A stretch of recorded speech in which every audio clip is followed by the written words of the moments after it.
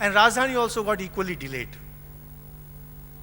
And I've seen it hundreds of times. By nature, I am punctual. Mother Nature organizes things for me. If ever my train goes late, my flight goes late, I know catastrophe is awaiting me.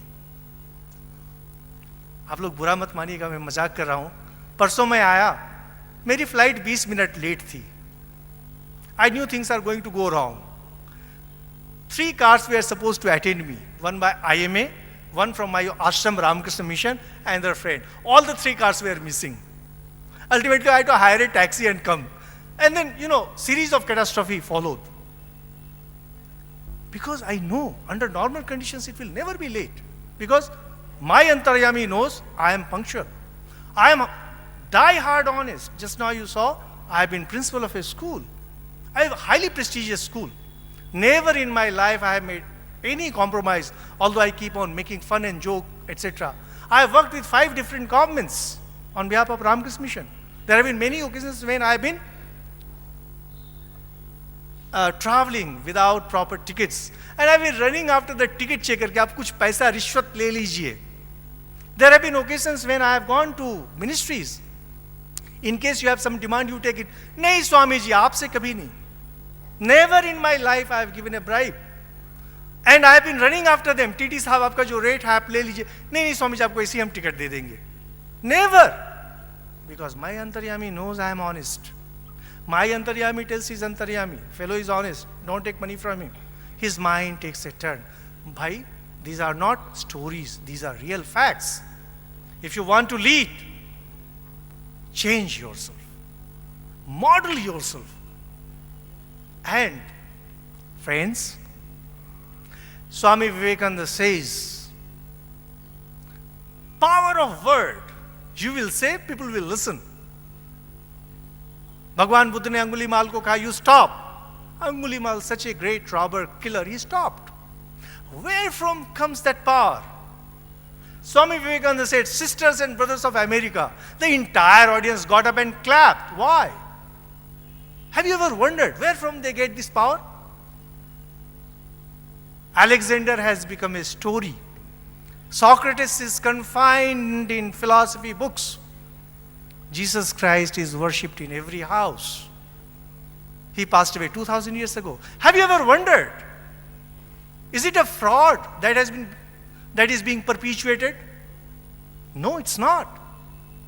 There is a power that works behind it. Now, what is that power? It is power of purity and power of silence.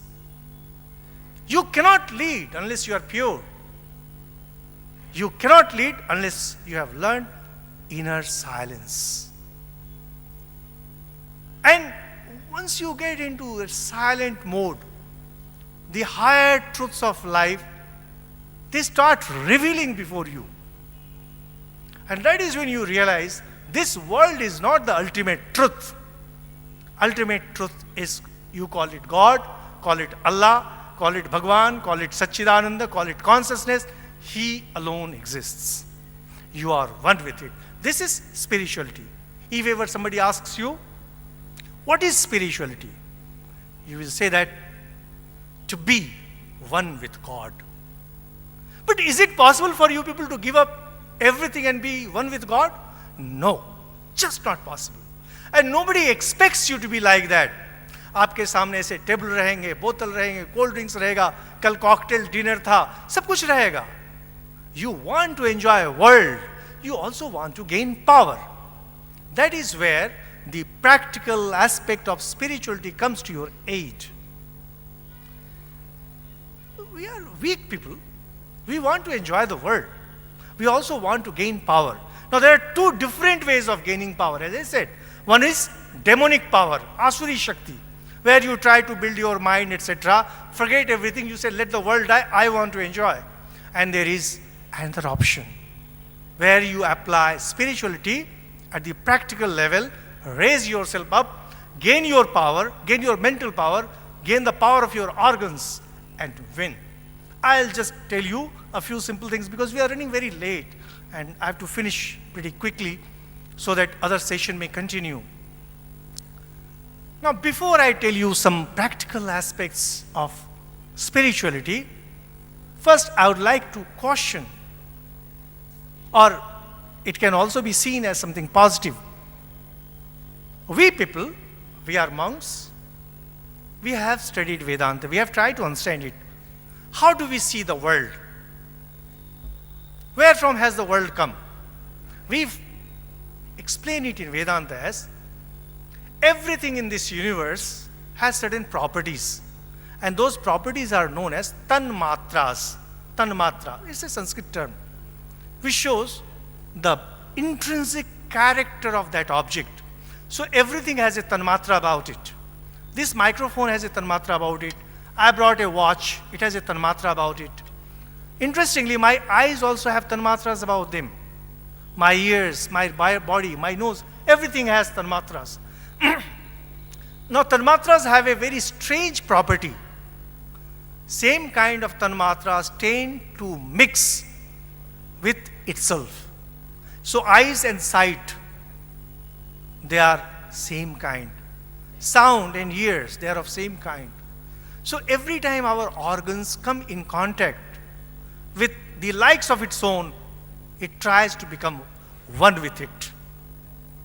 Therein lies our entire trouble. I see a beautiful car, an expensive car, and my tanmatras get one with that car. I want to own that car. I see a beautiful model of phone.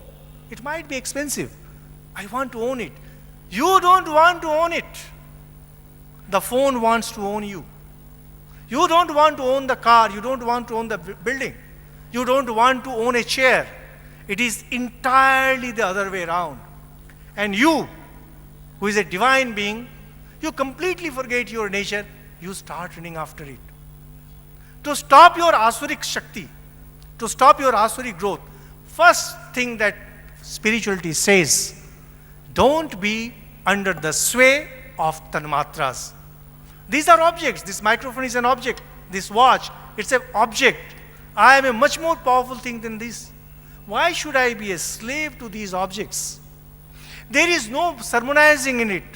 There is no preaching in it. It's a plain and simple truth. I am here. This watch is here.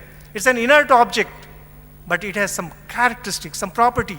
It wants to own me, and it owns me.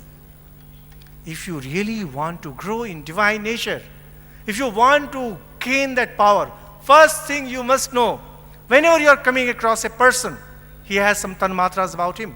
Whenever you are coming across an object, it has some tanmatras about it. It will try to possess you. Be careful. Tell your mind, do you really want it? If you don't want it, don't go anywhere near it. You say, आप अपने रास्ते, हम अपने रास्ते. जय राम जी की. इसके आगे कुछ नहीं. बस यहीं पर समाप्त. If you do not practice it, know that it will drag you down towards destruction. Then, second point is something that you people have heard many times, and that is Swadharma. Stick to your Swadharma. Swadharma always means detachment. You know, in earlier times, Gita and other scriptures, they have defined Swadharma differently.